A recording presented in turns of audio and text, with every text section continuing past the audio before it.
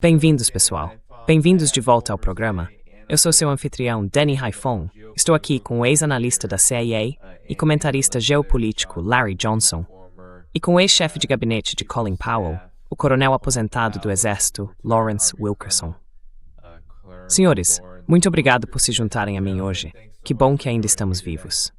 Hey, glad we're still alive. Sim. Sim. Bem, temos muito que abordar com as últimas atualizações sobre a guerra no Irã.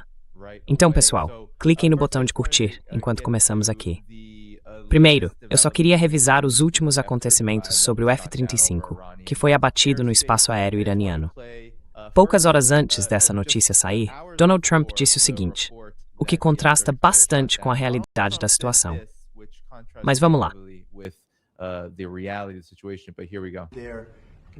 Eles praticamente obliteraram tudo o que existia, incluindo a liderança. A marinha deles acabou, a força aérea acabou, o equipamento antiaéreo acabou. Estamos voando para onde quisermos. Não há ninguém sequer atirando em nós. Então, esse foi o comentário de Donald Trump. E por fim, aqui está a reportagem da ABC News sobre o F-35 sendo abatido apenas algumas horas depois que ele fez essa declaração.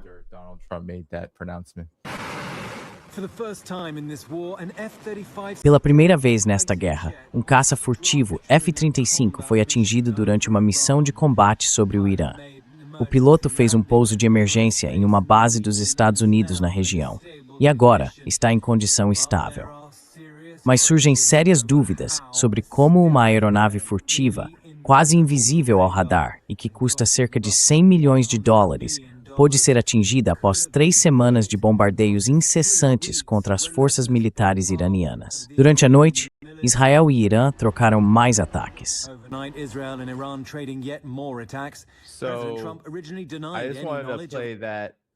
Então, Trump negou isso desde o início.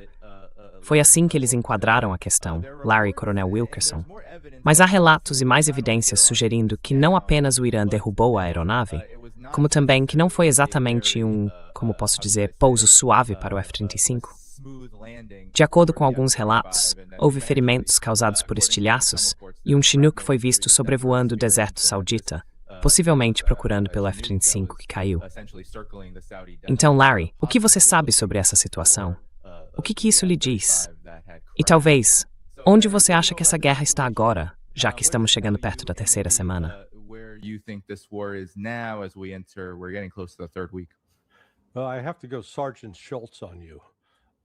Bem, vou ter que fazer o papel do Sargento Schultz aqui. Eu não sei de nada. Veja, eu vi os relatórios do lado iraniano e vi as negativas do lado dos Estados. Ou melhor, os Estados admitindo que caiu, que pousou. Acho que se tivesse sido atingido em cheio por um míssil, teria se despedaçado, não teria permanecido intacto.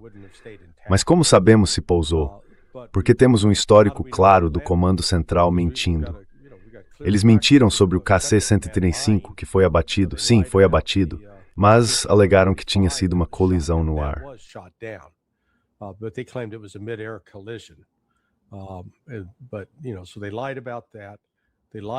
Então eles mentiram sobre isso.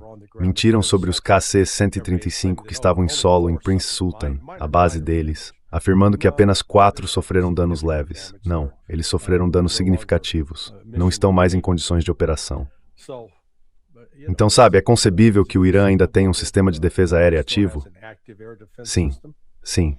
E sabe, não tenho certeza do que atingiu o avião ou como atingiu, mas se ele conseguiu voar e pousar, então o que quer que o tenha atingido não causou uma destruição catastrófica.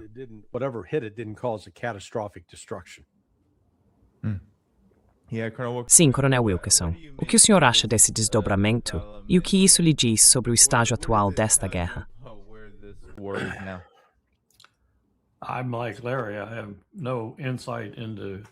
Sou como Larry. Não tenho nenhuma percepção sobre se isso aconteceu, como aconteceu ou qual é a situação do avião.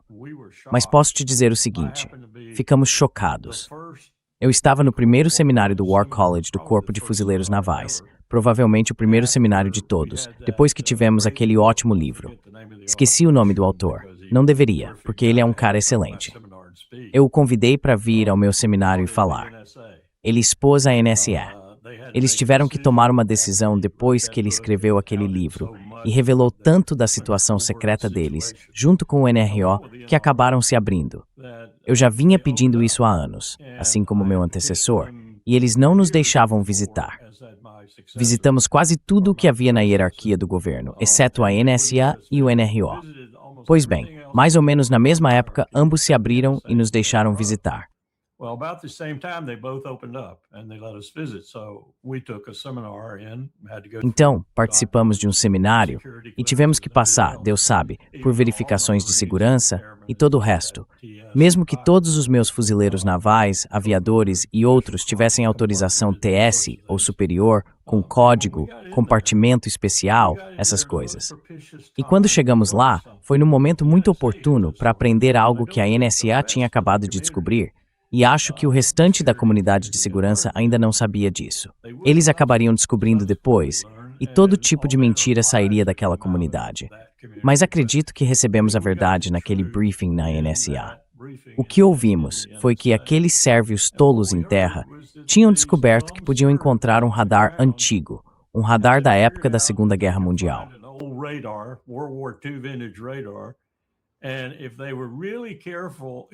E se eles tivessem sido realmente cuidadosos ao observar as varreduras daquele radar, poderiam encontrar um pequeno ponto que era o caça furtivo, o F-117 naquela época.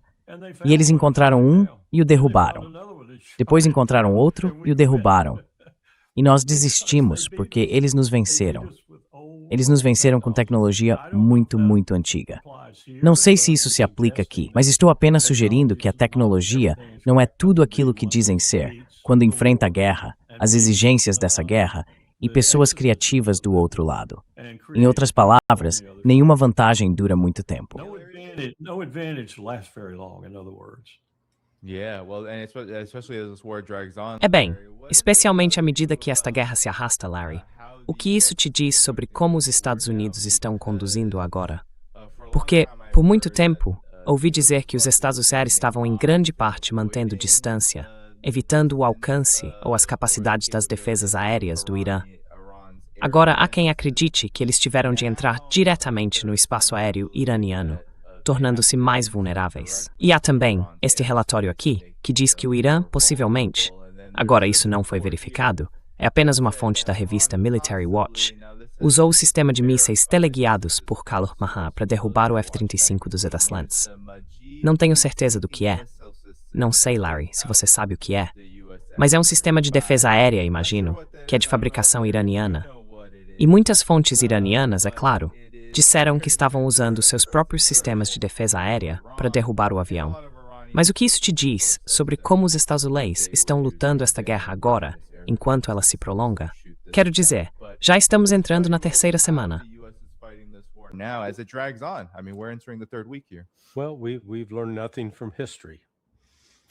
Bem, não aprendemos nada com a história.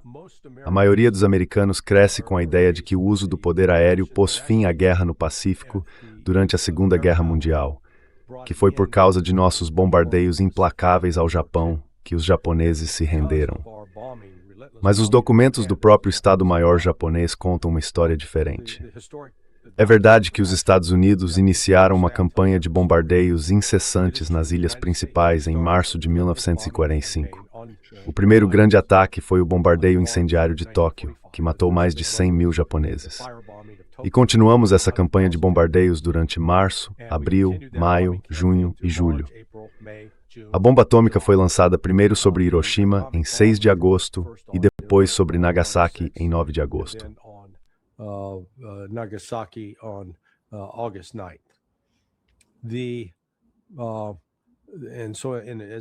E assim como os americanos contam a história, somos doutrinados desde o ensino fundamental até o ensino médio de que foi o uso da bomba atômica que levou os japoneses ao limite.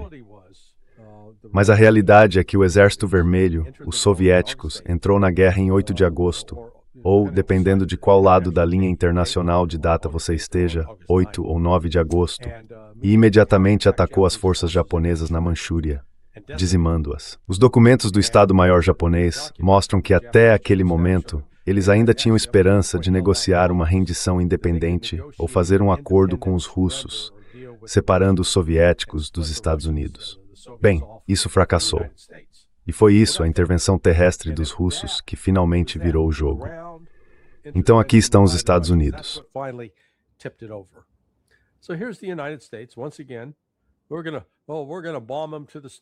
Mais uma vez, vamos bombardeá-los de volta à Idade da Pedra. Boa sorte com isso. Tentamos isso no Vietnã e não deu muito certo. Até agora lançamos bombas planadoras ou JASSMs de fora do território iraniano. Pelo que sei, ainda não estamos sobrevoando o território iraniano, porque acho que eles ainda têm sistemas de defesa aérea funcionando.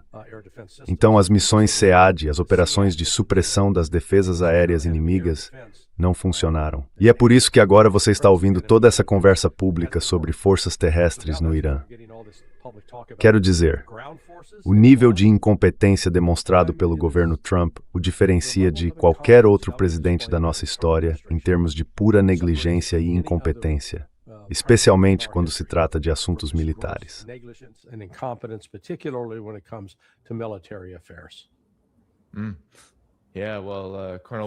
Bem, Coronel Wilkerson, sabe, eu queria mostrar que o Irã não é só que eles derrubaram, quero dizer, acho que os relatos falam em 16 ou 17 aeronaves dos Estados Unidos, entre drones, esse F-35 e o avião-tanque KC-135.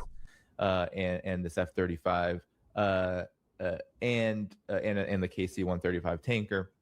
Don't forget the F-15s. It might have been the Kuwaitis. Não se esqueça dos F-15. Pode ter sido os kuwaitianos. Pode ter sido os kuwaitianos. Pode ter sido os iranianos. Quem sabe neste ponto? Mas exatamente. Não é só isso, Coronel Wilkerson. O Irã está atacando em todos os lugares. Em particular, aqueles que estão enfrentando os ataques mais brutais agora em retaliação são os israelenses. Nas últimas 24 a 48 horas, há relatos de que o Irã está simplesmente despejando destruição sobre Israel. Que os radares ou sistemas de alerta, às vezes só disparam poucos minutos antes dos mísseis caírem. Vou mostrar um pouco das imagens do que está acontecendo, mas fale sobre o que isso significa para Israel.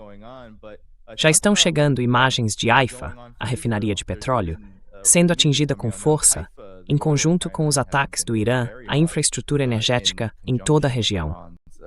Então talvez você possa responder a isso.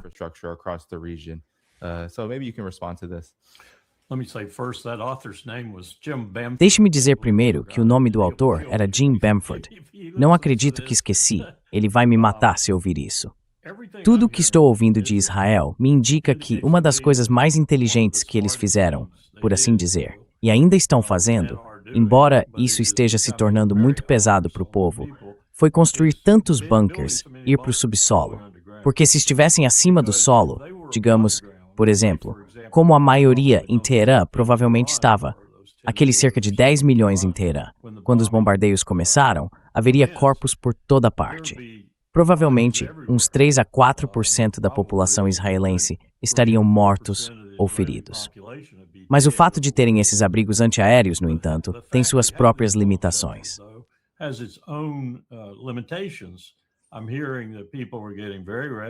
Estou ouvindo que as pessoas estão ficando muito inquietas. Elas estão realmente irritadas por terem que permanecer nesses abrigos antiaéreos ou continuar voltando para eles. No começo, corriam para lá quando as sirenes tocavam, mas como você disse, as sirenes já não são muito eficazes. Então agora elas simplesmente ficam nos abrigos e não saem. Isso pode se tornar insuportável muito rápido, especialmente para quem não está acostumado ou nunca imaginou que Netanyahu as colocaria nessa situação, que algum dia se veriam assim. Então acho que há um problema de moral agora em Israel entre o público em geral.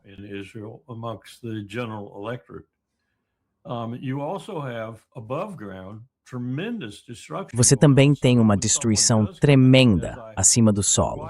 Então, quando alguém consegue sair, como vi num vídeo contrabandeado recentemente, havia, não me lembro se era uma repórter do New York Times ou da CNN, alguém que de alguma forma conseguiu se infiltrar lá e aparentemente tirou uma foto com o celular. Mas também havia um vídeo de outra pessoa que estava filmando. Você via essa mulher saindo do abrigo antiaéreo, alguém com que me force that se suor. Tem que de volta. E ela resistiu. E de repente, eles desapareceram.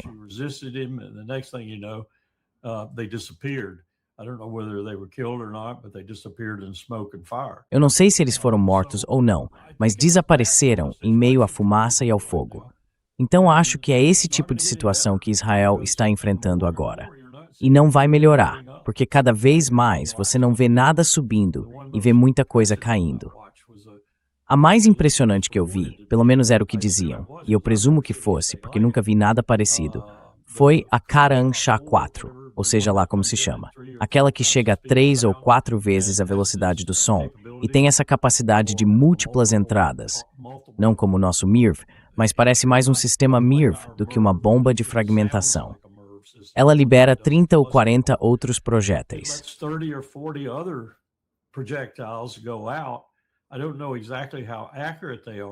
Não sei exatamente quão precisos eles são, mas se forem 30 ou 40 e tiverem o efeito detonante que eu vi, então são bastante formidáveis. É um enorme quadrado que é penetrado e bombardeado.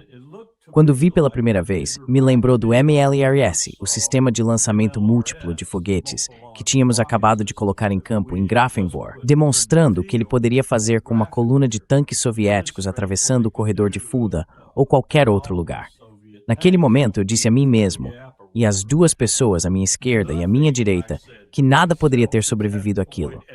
Foi incrível. Pois bem, é disso que se trata esse negócio. E essas coisas estão atingindo Israel com regularidade agora.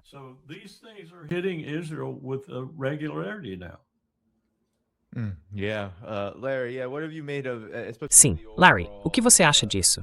Especialmente do fato de que todos os dias o Irã está atacando Israel, todos os dias o Irã está lançando ofensivas pela região. E há relatos de que isso não apenas não está parando, mas que o Irã está, na verdade, aumentando, ainda que de forma leve ou constante, o volume de seus ataques novamente. O que você acha disso, especialmente considerando a situação energética que está causando pânico em todo o Ocidente?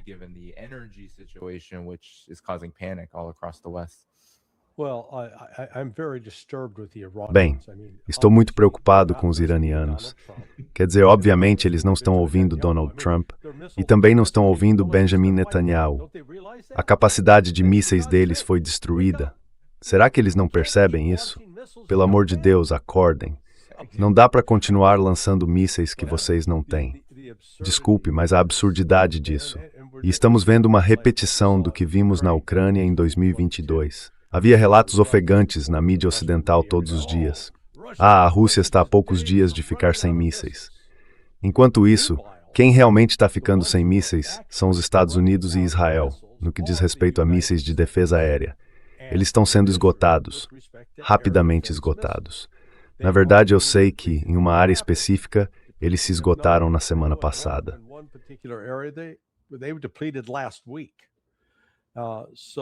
Não vi nenhum aparecer nisso. Talvez um episódio de 30 segundos, nenhum sequer.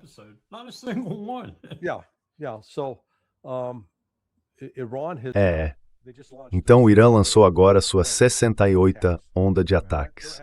Eles estão fazendo uma média de cerca de 3,5 ataques com mísseis por dia, e cada um deles carrega pelo menos 20 mísseis. Então dá para calcular que estão disparando de 60 a 100 mísseis por dia. Bem, ok, agora estamos no dia 21, 3 semanas completas e começando a 4ª. Então, sabe, com uma média de 100 por dia, isso dá cerca de 2.100, certo? Então, o Irã obviamente tem um estoque de mísseis maior do que o Ocidente havia previsto. Mas não entendo como puderam cometer esse erro, porque eu já dizia em junho passado que a produção e o armazenamento do Irã são subterrâneos. Eles deixaram de depender de lançadores móveis para disparar.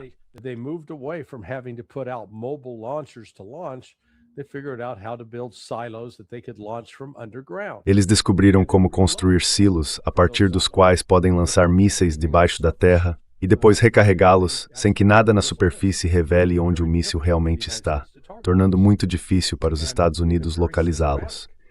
E eles têm sido muito sistemáticos, atacando bases militares dos MAN, radares, aeronaves e instalações de armazenamento. Agora, como a instalação de produção de gás em South Pars foi atingida, eles revidaram e destruíram a do Qatar. Então agora o Catar não pode simplesmente reativá-la, ela ficará fora de operação por um bom tempo. E eles estão atacando regularmente a infraestrutura, tanto alvos militares quanto econômicos críticos, como portos, refinarias e o aeroporto.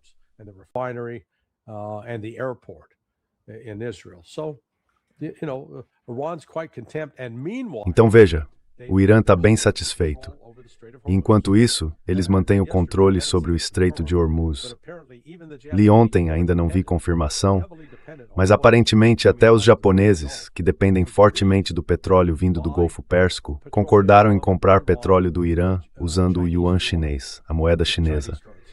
Então, enquanto o novo primeiro-ministro do Japão anda por Washington, fazendo agrados e elogios a Donald Trump, dizendo o quanto ele é uma pessoa incrível, os japoneses praticamente deixaram de lado o petrodólar americano em favor de fortalecer o esforço da China para exercer mais controle sobre ele. Ou seja, as coisas realmente não estão indo bem para os Estados Unidos.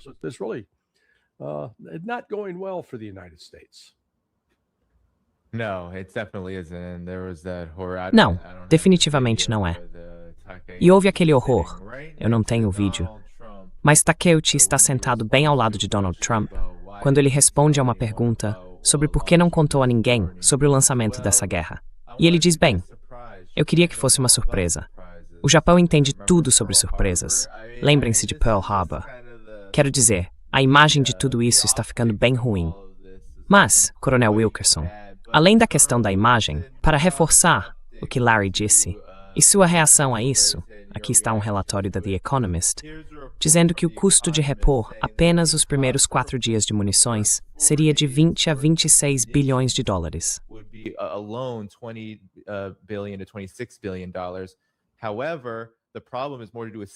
No entanto, o problema tem mais a ver com escassez. Os Estados Unidos já consumiram 300 mísseis de cruzeiro Tomahawk, e o Pentágono planejou comprar apenas 57 novos no atual ano fiscal. Não houve nenhuma entrega desse interceptador desde 2023, e nenhum novo pedido foi feito. Apenas 39 interceptadores estão programados para entrega em 2027, 6 anos depois de terem sido encomendados. E Coronel Wilkerson, pelo que entendo, não apenas muitos desses interceptadores foram utilizados, mas também grande parte de seus radares foi completamente destruída em toda a região. Então, qual é a sua reação à situação atual dos Estados Unidos, militarmente, os Estados Unidos e Israel? E há algo a que o senhor gostaria de responder, Larry?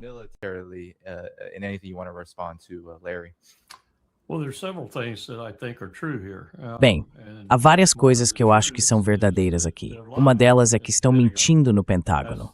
Esse é o primeiro problema real que eles têm. Em segundo lugar, muitos desses sistemas, especialmente os radares multimilionários, em alguns casos de 300 milhões de dólares, e outras instalações semelhantes, foram destruídos de forma bastante inteligente pelo Irã logo no início, em vários países também. Sem, na maioria dos casos, causar muitos danos às instalações, equipamentos ou pessoas ao redor. Em outras palavras, eles simplesmente eliminaram os radares. Esses sistemas exigem minerais sobre os quais a China tem cerca de 98% de controle. E tenho certeza de que eles não vão liberar nenhum para que possamos construir mais.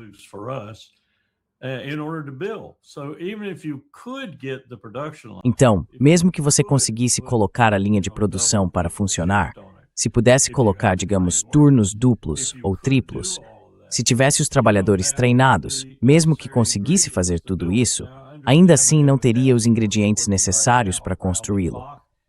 Agora eu entendo que eles têm uma força-tarefa trabalhando neste momento sem parar. Acho que isso significa 8 horas por dia, 24 horas. Eu ficaria surpreso se realmente conseguissem concluir esse trabalho, tentando encontrar outras fontes ou outros materiais que possam complementar, trocar ou substituir os materiais-chave que a China controla. E não se trata de um único item, são 3 ou 4. Pelo que entendi.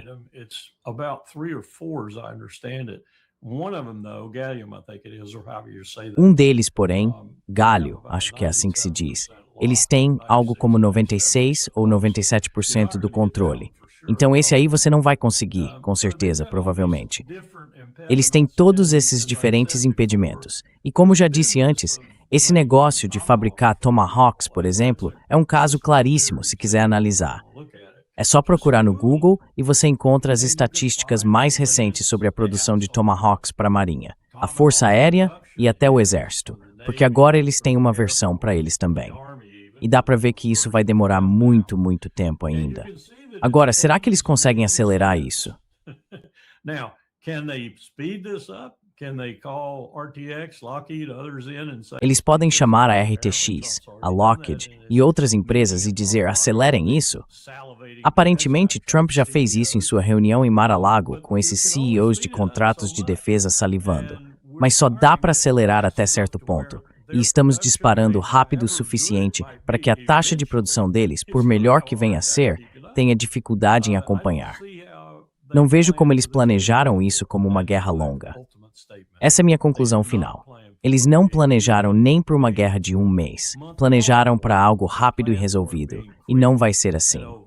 E por outro lado, pode acabar sendo uma guerra muito longa. on the other side of that coin, it may be a very long war. Sim, e Larry, sobre o que o coronel Wilkerson estava dizendo? Só para destacar isso, porque está saindo agora. De acordo com Donald Trump, enquanto falamos, ele está dizendo, e eu mal posso acreditar, que os Estados Unidos poderiam encerrar as operações militares agora, mas continuarão para que o Irã nunca possa se reconstruir. Ele está dizendo que Israel e os Estados Unidos compartilham objetivos semelhantes nesta guerra, e que é inaceitável encerrá-la agora. Por quê? Se os Estados Unidos o fizerem, o Irã poderá se reconstruir em algum momento no futuro próximo ou distante. E ele quer garantir que isso não aconteça.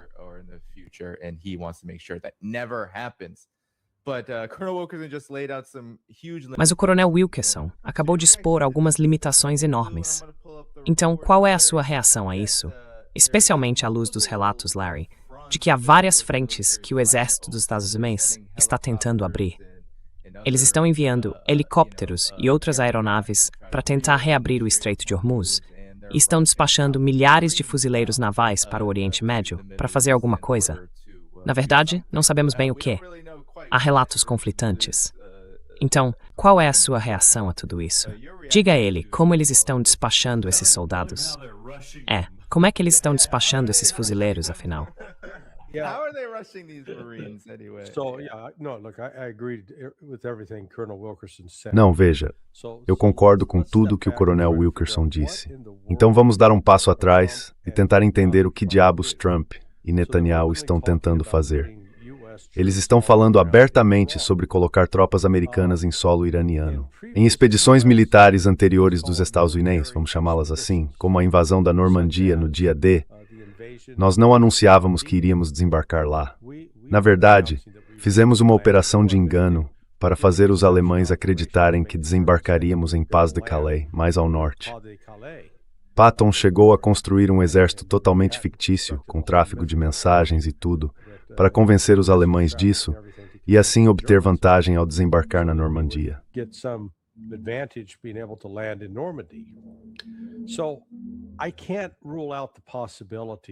Então não posso descartar a possibilidade de que toda essa conversa sobre enviar os fuzileiros navais seja apenas uma encenação, uma operação de engano. Coloco isso como uma das possibilidades. Mas isso significa que estamos nos preparando para tentar fazer outra coisa. E essa outra coisa já foi mencionada. É um exercício em que trabalhei há 20 anos, no qual basicamente se envia a Força Delta para o Irã para tentar capturar um dos locais de armazenamento de urânio e assumi-lo sob custódia. E eu realmente espero em Deus que não estejamos tentando fazer isso, porque a lição daquele exercício, e nada mudou nesses 20 anos, não faça isso. Há muitas coisas que podem dar errado.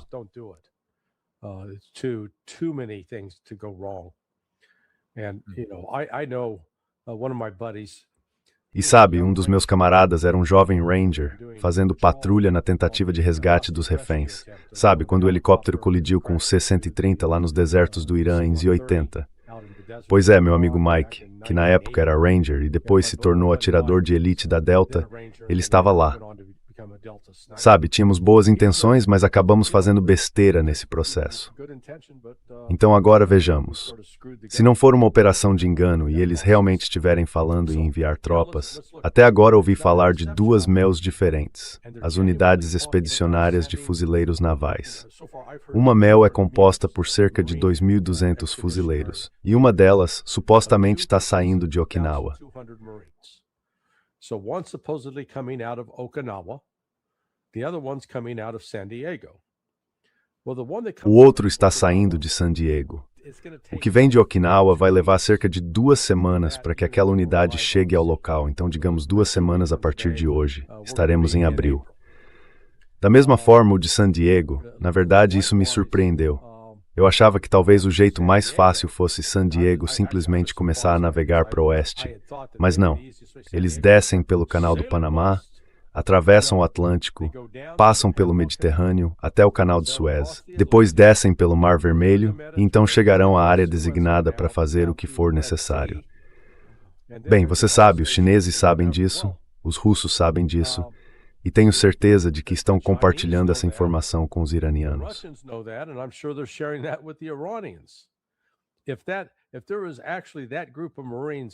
Se esse grupo de fuzileiros realmente estiver navegando por essa rota, e se ficar claro que os Estados Unidos estão mesmo levando a sério a ideia de colocá-los em terra, então eu não ficaria surpreso se esse navio fosse afundado no Mar Vermelho antes mesmo de ter a chance de chegar à sua posição.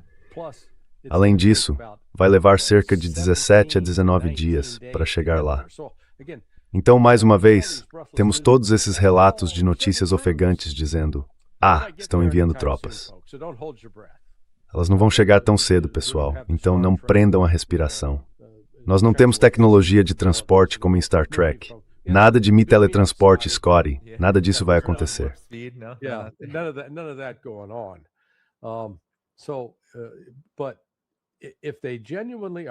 Mas se eles realmente estão planejando usar esses caras militarmente, estamos falando de no máximo 4.400 fuzileiros navais. Foi isso que anunciaram. Bem, compare isso com as operações do dia D na costa da Normandia. Aquilo envolveu 165.000 soldados desembarcando, sem contar os paraquedistas, que já haviam entrado mais cedo naquela noite e estavam em terra. E os Estados Unidos estavam enfrentando posições defendidas, assim como há posições defendidas ao longo do Estreito de Hormuz. A área de praia que atacamos no dia D tinha cerca de 80 quilômetros de norte a sul. O Estreito de Hormuz tem mais de 160 quilômetros de norte a sul. Então tínhamos 165.000 soldados e ainda assim tivemos dificuldade para estabelecer uma cabeça de praia. Troops and had trouble establishing a beachhead. And so now we're going to send 40. E agora vamos enviar 4.400 contra posições defendidas e de alguma forma eles vão magicamente fazer os iranianos recuarem. Isso é loucura, loucura absoluta. Absolute madness. Sim. Oh, sorry, Colonel. Hold on. Desculpe, coronel. Espere um pouco. Ontem houve uma grande manifestação nos arredores de Sanaa. Os Houthis estão em pé de guerra agora, prontos para agir novamente. Eu estava me perguntando quando eles entrariam na briga. Eu sabia que provavelmente o fariam, mais cedo ou mais tarde. Mas ao que parece, eles tomaram uma decisão. E isso foi meio que o anúncio cerimonial dessa decisão. Então, não tenho certeza se eu gostaria de estar passando pelo Mar Vermelho.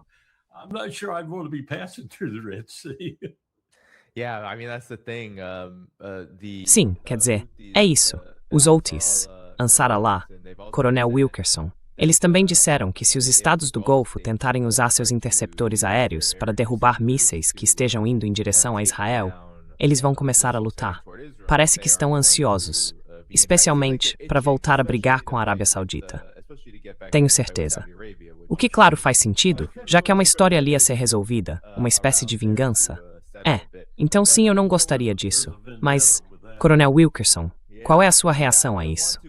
Porque também há conversas sobre a ilha de Kag, comentários de que talvez essa vá ser a operação, que esses fuzileiros navais e forças dos Estados Unidos serão enviados para lá, para ocupar a joia da coroa do petróleo, ou joia da coroa da energia, como a grande mídia dos Estados Unidos está chamando. as the U.S. mainstream media is calling it. The Forbidden Island is what the Persian poet called it. A Ilha Proibida é como o poeta persa chama, ou a Pérola Perdida do Golfo Pérsico, ou algo assim.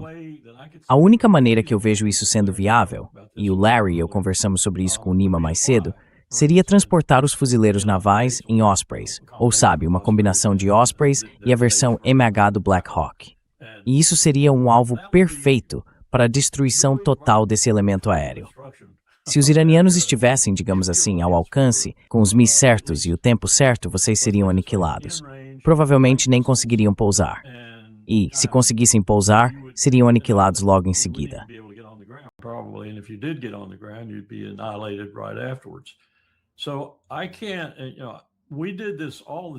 Então eu não posso, sabe, fazíamos isso o tempo todo na escola de guerra anfíbia.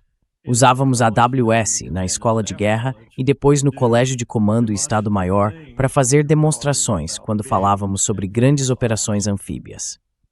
Uma das coisas que você talvez queira ter em mente é que cerca de 50% até mesmo do corpo naquela época, e eu diria uma porcentagem muito maior nas outras forças e na comunidade conjunta, acima de todas as forças, diriam que as operações anfíbias já tiveram seu tempo. Elas não vão acontecer de novo, porque se acontecerem, todos os envolvidos na própria operação anfíbia vão morrer. E talvez alguns dos navios que a apoiam também sejam destruídos.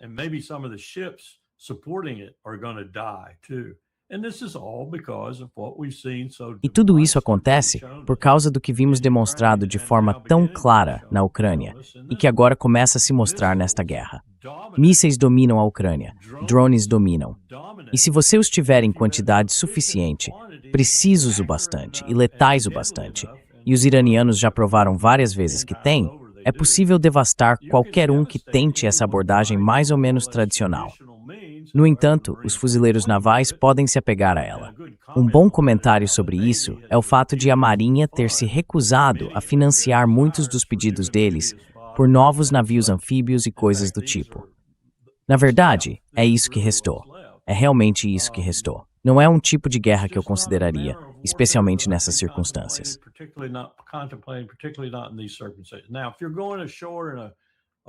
Agora, se você está indo para a costa de um país do terceiro mundo, ou quarto mundo, perdoe a expressão, mas costumávamos usá-la o tempo todo, um país sem muito poder militar, e eles têm uma bela praia de areia onde você pode desembarcar, como fazem em San Diego durante os treinamentos, ou no sul da Califórnia. Sim, tudo bem, mas isso é coisa do passado. Isso acabou, a menos que você esteja enfrentando uma potência militar de quarta, quinta ou sexta categoria. O Irã não é mais isso. Eles já provaram, já demonstraram. Pode ser de uma forma específica, mas essa forma específica é dominante no campo de batalha neste momento. Então, não sei como você faria isso sem causar muitas mortes, principalmente de fuzileiros navais.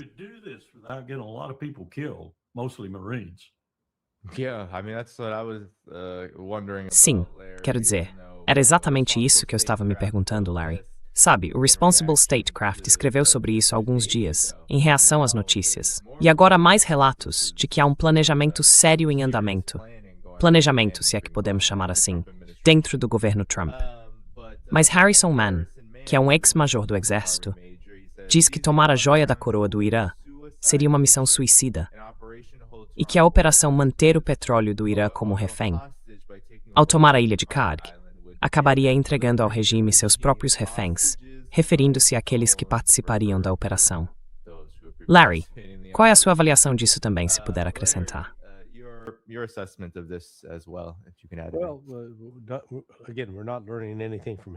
Bem, mais uma vez, não estamos aprendendo nada com a história. Vimos no Mar Negro que tanto os russos quanto os ucranianos tiveram uma experiência de aprendizado com aquele afloramento de rocha no meio do mar chamado Ilha das Serpentes. No início, os russos estavam lá, os ucranianos atacaram, os russos resistiram por um tempo e depois se retiraram. Os ucranianos subiram a bordo e acabaram abandonando a rocha porque, sabe, você pode bombardear aquilo o dia inteiro com fogo naval, drones, mísseis e bombas planadoras. E mesmo que tivesse escondido em um bunker na ilha, o que você poderia fazer? Então, toda essa fantasia sobre tomar a ilha Karg, Os Estados Unidos estão sofrendo de um transtorno de personalidade múltipla. Is suffering a multiple personality disorder. On the one hand, you've got those advocating. Por um lado, há aqueles que defendem, temos que encerrar isso, porque isso vai prejudicar a capacidade do Irã de exportar petróleo. Mas aí vem o Scott Bessent dizendo, não, precisamos suspender as sanções contra o Irã para que ele possa enviar petróleo, manter o fornecimento e não destruir a economia mundial. Tipo, ok, pessoal, afinal qual é? Vocês querem enfraquecer o Irã cortando seu petróleo. E se fizerem isso, o Irã prometeu. Certo. Então vamos cortar o de todo mundo. Assim, vocês tirariam de 20% a 25% do petróleo mundial do mercado de uma vez. Bum! E ele não voltaria tão cedo, especialmente considerando que agora levaria mais de 2 semanas para qualquer fuzileiro naval americano chegar lá.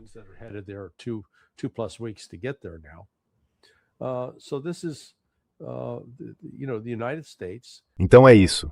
Os Estados Unidos estão se preparando. Eles não conseguem decidir o que querem fazer com uma missão terrestre. E novamente, vamos voltar à história.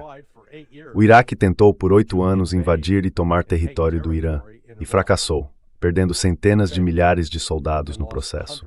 Os Estados Unidos acham que, com sua força minúscula, e não me importa se todas as notícias sobre os fuzileiros navais se movendo, ou a 80ª Divisão Aerotransportada se deslocando, são apenas uma manobra de engano, e eles, na verdade, vão tentar algo com uma força ainda menor.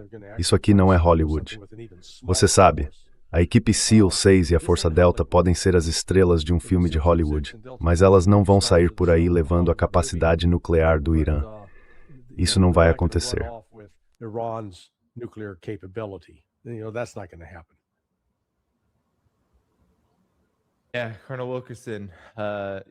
Sim, Coronel Wilkerson, algum comentário adicional sobre isso?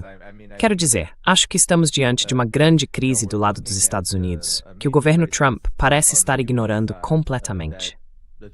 E nem sequer discutimos a parte energética disso, porque os preços do petróleo estão absolutamente disparando. O que o Irã fez com a Qatar Energy sozinha, aquele centro crítico, segundo a grande mídia ocidental, levará meses antes de voltar a operar minimamente, e anos antes de estar totalmente operacional. Então, isso é um grande golpe. E a Bloomberg está dizendo que, aconteça o que acontecer, mesmo que essa guerra terminasse amanhã, levaria meses, se não anos, para se recuperar. E ela não vai terminar amanhã. Então, qual é a sua reação em relação ao lado econômico disso e como ele se relaciona com os desdobramentos militares que estamos vendo?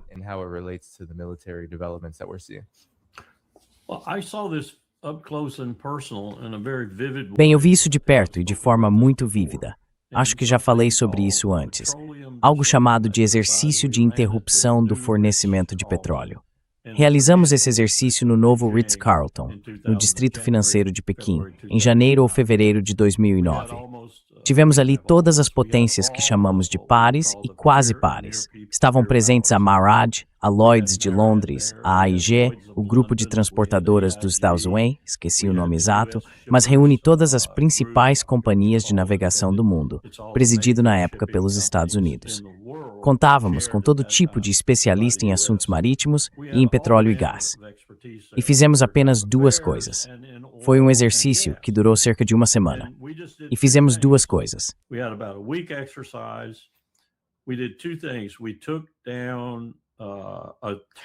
Nós abatemos um petroleiro no Estreito de Malaca. Conseguimos despertar o interesse de todos nas técnicas do exercício e assim por diante, por meio desse cenário. Causamos um pequeno dano. Chamamos os acordos de defesa dos 5 poderes. Foi inadequado. Tivemos a Marinha dos Estados Unidos envolvida. E, aliás, naquela época específica, e volto a isso quando quero falar de tempos melhores, os chineses realmente concordaram que a Marinha dos Estados Unidos, junto com parte da deles, e talvez alguns russos e outros, lideraria a operação, porque era a força naval preeminente, a mais capaz de acalmar as tensões e restaurar a estabilidade dos mercados.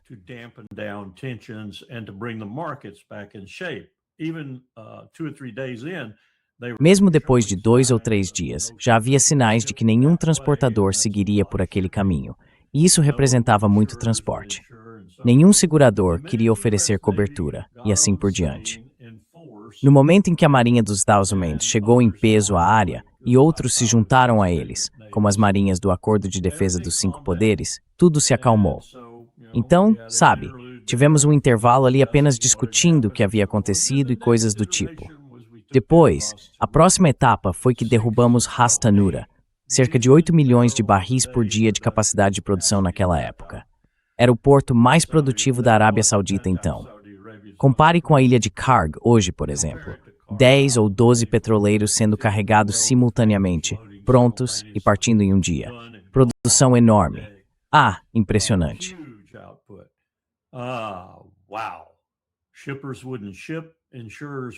Os transportadores não transportavam. As seguradoras não seguravam. Ninguém estava recebendo petróleo. O preço chegou a $300 por barril do West Texas Intermediate e o Brent Crude logo atrás. Esses eram os dois únicos referenciais realmente significativos na época. Tivemos que entrar, e de fato entramos, em uma longa discussão. E o embaixador Chas Freeman pode contar tudo sobre isso. Ele era o único do nosso lado que falava mandarim. Então, podia entender as deliberações chinesas do outro lado da mesa. Tivemos que passar por uma quantidade enorme de discussões.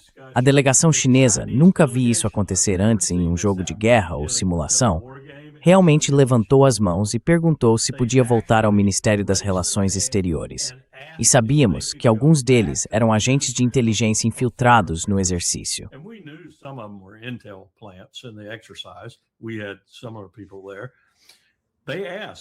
Tínhamos outras pessoas lá. Elas perguntaram se podiam voltar, porque disseram que a decisão era tão monumental que mesmo em um jogo de guerra precisavam de permissão para tomá-la. E foi o que fizeram. Voltaram, retornaram e tomamos a decisão. Não me lembro dos detalhes exatos, mas basicamente o que fizemos foi algo que o mundo acharia impossível. Pegamos os suprimentos de petróleo do mundo e os redistribuímos pelo globo. Enviamos, por exemplo, petróleo do North Slope, do Alasca, para a Coreia pela primeira vez. Outro movimento incrível foi redirecionar uma enorme carga que iria para a China, enviando-a em vez disso para o Japão e a Coreia, porque eles estavam realmente em dificuldade. Instead up to Japan and Korea because they really hurt. Japan, for example, 100% of its petroleum. O Japão, por exemplo, 100% do seu petróleo vem do exterior. Então dizer que aqueles eram tempos melhores é simplesmente dizer a verdade. Eram tempos melhores. Nós realmente tomamos algumas boas decisões e não tenho dúvida de que era algo bastante realista, que poderíamos ter lidado com uma situação global crítica como aquela naquela época. Hoje não. Hoje não, porque no fundo o que estamos enfrentando aqui, Donald Trump não tem a menor noção do que estou prestes a dizer, nem Pete Hegseth. Também não acho que Vance tenha, embora Peter Thiel talvez lhe tenha dado alguns insights. As pessoas por trás desta administração, e nem todas são americanas, as pessoas por trás do dinheiro, por trás do Império Americano, querem derrubar a China.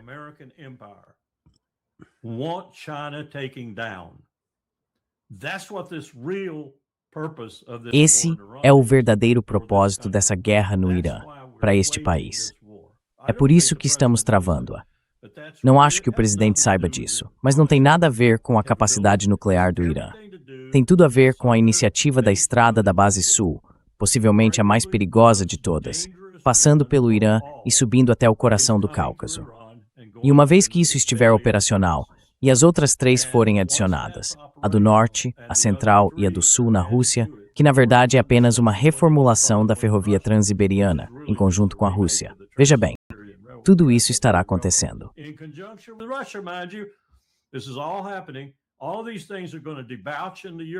Todas essas coisas vão desaguar na Europa, e essa é a nova economia mundial. Nós enfrentamos a do Sul, que como a mais perigosa, e a assumimos nesta guerra. É esse o grupo por trás disso. É esse o verdadeiro apoio a este conflito, e é por isso que acho que ele será longo e difícil. E o Irã nem sabe. Nem tenho certeza se o Bibi sabe. O Bibi está conectado à inteligência mundial, então talvez ele saiba. Mas Xazio, datzim grang por 3 conflito. Leneris, enakenju et vamitsad. And that's the reason I don't think it's going to be over anytime soon. Yeah, and then that begs the question. E isso levanta a questão, Larry. o que devemos pensar sobre o desespero que estamos vendo? Especialmente de ambos os lados, de todos os lados das partes agressoras, particularmente os Estados Unidos e Israel. Não sei se você viu isso, Larry, mas Donald Trump disse hoje que os Estados Unidos e a OTAN são um tigre de papel. O que é sempre meio engraçado quando acontece, porque eu penso, ok, você está chamando a si mesmo de tigre de papel. Acho que eles não quiseram entrar na luta para impedir uma potência nuclear no Irã, agora que a luta está militarmente vencida. Há muito pouco perigo para eles. Eles reclamam dos altos preços do petróleo que são obrigados a pagar, mas não querem ajudar a abrir o Estreito de Hormuz.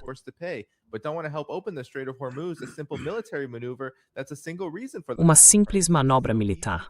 Essa é a única razão para os preços altos. Tão fácil para eles fazerem. Tão pouco risco. Covardes. Nós vamos lembrar. Malcolm Nance, que eu desprezo, ele é um agente de inteligência dos Estados Unidos. Mas até ele está dizendo que não se pode chegar à ilha de Kag sem passar pelo Estreito de Hormuz. Ele está soando o alarme de que isso vai acabar em desastre. Só quero mostrar isso para reforçar enquanto começamos a ouvir seus comentários finais aqui. Esta é a situação em Israel. Algumas pessoas na plateia estavam perguntando onde estão as tropas israelenses? Por que não estão sendo mobilizadas? Por que não podem fazer parte disso? E esta é a situação em Israel.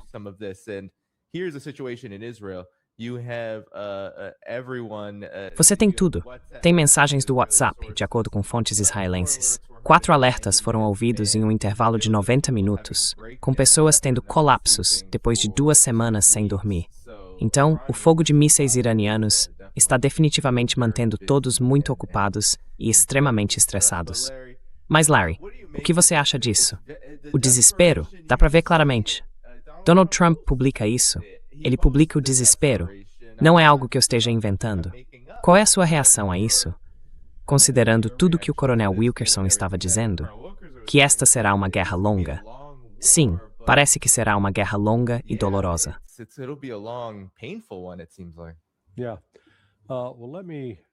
Sim. Bem, deixe-me voltar e lembrá-lo do que Donald Trump disse no Estado da União. Peço desculpas ao coronel Wilkerson. Ele vai ter que ouvir isso de novo. Ele já ouviu mais cedo com a Nema. Mas foi disso que Trump se gabou ao falar de suas principais conquistas durante o primeiro ano de mandato. Ele disse, e cito, e isso foi 4 dias antes do início da guerra, antes de atacarmos ilegalmente o Irã em 28 de fevereiro. Em 24 de fevereiro ele disse, a gasolina, que chegou a mais de $6 por galão em alguns estados sob meu antecessor, foi, para ser sincero, um desastre. Agora está abaixo de $2,30 por galão, na maioria dos estados, e em alguns lugares $1,99 por galão. E quando visitei o grande estado de Iowa há apenas algumas semanas, cheguei a ver $1,85 por galão de gasolina. Tarta Troin Twinhas e Cordon Carrimante. The lowest in 4 years and fallen fast. Well, now it's rising like a rocket. Bem, agora está subindo como um foguete iraniano, indo em direção a uma base militar dos Estados Unidos no Catar. Lá na minha região, a gasolina aumentou mais de $1 por galão nas últimas duas semanas e meia. Não conferi hoje, preciso dela agora. Eu dirijo até o posto só para ver o preço subindo, e as pessoas balançam a cabeça. Então o Trump tem um grande problema político nas mãos, e é por isso que dá para ver esse desespero. Porque disseram a ele, pelos israelenses, certo? Pelos sionistas, que isso seria moleza. Já temos tudo sob controle, já temos um cara nos níveis mais altos da Guarda Revolucionária Iraniana. Tudo o que precisamos fazer é eliminar essas pessoas.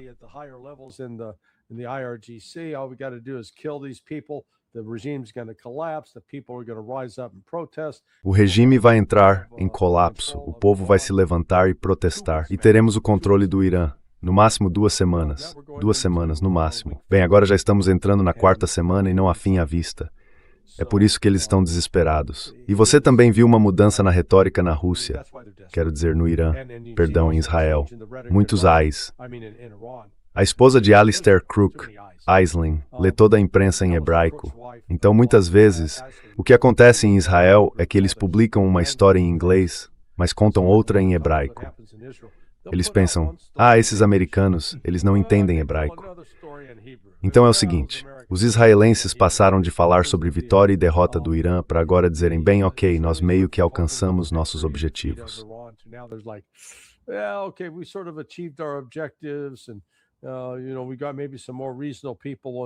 E sabe, talvez agora tenhamos pessoas mais razoáveis em posições de liderança, então talvez precisemos encerrar isso. Foi isso que eu entendi da coletiva de imprensa de Bibi Netanyahu ontem, quando ele disse especificamente que após 20 dias podia afirmar que o Irã hoje não tem capacidade de enriquecer urânio nem de produzir mísseis balísticos. Então vamos simplesmente declarar vitória e voltar para casa. Foi isso que ele quis dizer. Que eles não podem mais enriquecer urânio nem produzir mísseis balísticos. Qual é então a conclusão lógica da guerra? É aí que você percebe o desespero, eu acho, tanto por parte de Israel quanto dos Estados Unidos. E Dani, desta vez, o Irã não vai parar. And Danny, this time, Iran's not going to stop. I mean, they can stop. Eles podem parar se quiserem. Israel pode parar. E não que o Irã vará. Sim, esse é um ponto muito bom, Coronel Wilkerson. Recebemos algumas perguntas do público. Talvez vocês dois possam responder rapidamente antes de encerrarmos. Uma das perguntas foi: e se Israel e os Estados Unidos se rendessem incondicionalmente? Quais seriam as chances? E por que o bombardeio naval não está sendo usado? Acho que são duas boas perguntas, considerando o que o senhor acabou de dizer, Coronel Wilkerson. O Irã tem uma escolha aqui, e eles disseram: estão sendo muito abertos quanto a isso, que não vão parar, a menos que certas exigências sejam atendidas. Então, Coronel, que depois, Larry? Colonel Wilkers, did you, and then Larry. Bem, sobre essa questão, posso te falar sobre bombardeio naval. A menos que você tenha projéteis que possam disparar a cerca de 1.000 quilômetros, você não vai conseguir realizar um bombardeio naval, porque seu navio seria destruído. Você não consegue se aproximar o suficiente, nem de longe. Por que os porta-aviões ficam a 1.300 milhas náuticas de distância? Porque eles sabem que o Irã tem mísseis capazes de atingi-los. Se você acertar o Lincoln, ou o Ford, ou qualquer outro porta-aviões, aliás, se acertar a plataforma anfíbia que chamam de porta-aviões, mas que na verdade não é, com um Khalid Fars, acabou. Tá destruído. Tá perdido. Vai para o fundo, para o reino de Davy Jones. E triste dizer, provavelmente junto com a maioria dos 5.000 marinheiros, porque é esse o tipo de naufrágio catastrófico que acontece quando se é atingido por um míssil de alta velocidade como esse.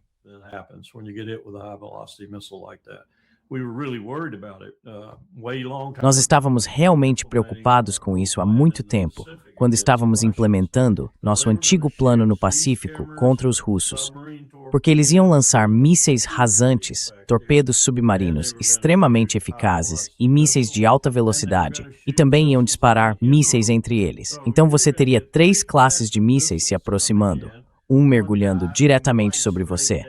E essa era, por assim dizer, uma versão inicial do Reshnik. E haveria submarinos disparando torpedos que subiriam por baixo de você e o partiriam ao meio, com a popa e a proa afundando quase simultaneamente, com toda a tripulação a bordo.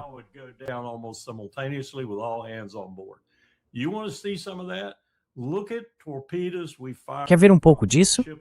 Olhe para os torpedos que disparamos de barcos como o Tang e o Wahoo contra os japoneses. Novamente, no Mar da China Oriental, no Estreito de Formosa. Eles afundaram com toda a tripulação a bordo e toda a carga a bordo. Você pode ler os relatórios dos comandantes. 3 minutos depois de 6 torpedos atingirem a proa, o meio e a popa. 3 minutos, afundou. O navio inteiro, tudo desapareceu. Eles não precisaram emergir para resgatar sobreviventes. Uma vários thanks a Deus e um sobrevivente levou a Pearl Forduk. Essa é a devastação. It is o quad é muito supor.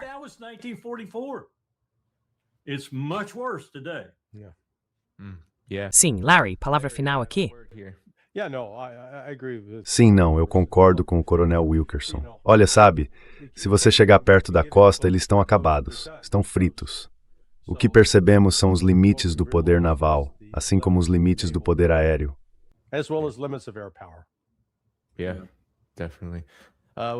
Sim.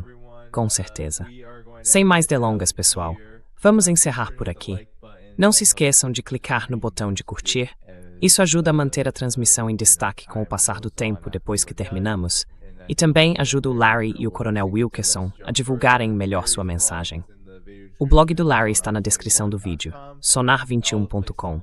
Todos os links para apoiar esse canal também estão lá. Quero agradecer a todas as pessoas que enviaram superchats e aos novos membros. Muito obrigado por isso. Vou me ausentar por um tempo, mas vou tentar fazer alguns programas curtos pela manhã para manter as atualizações. Então fiquem de olho nisso. Sem mais delongas, pessoal, cuidem-se e nos vemos no próximo programa. Everyone, take care, and I'll see you on the next show. Tchau, se cuida. Take care.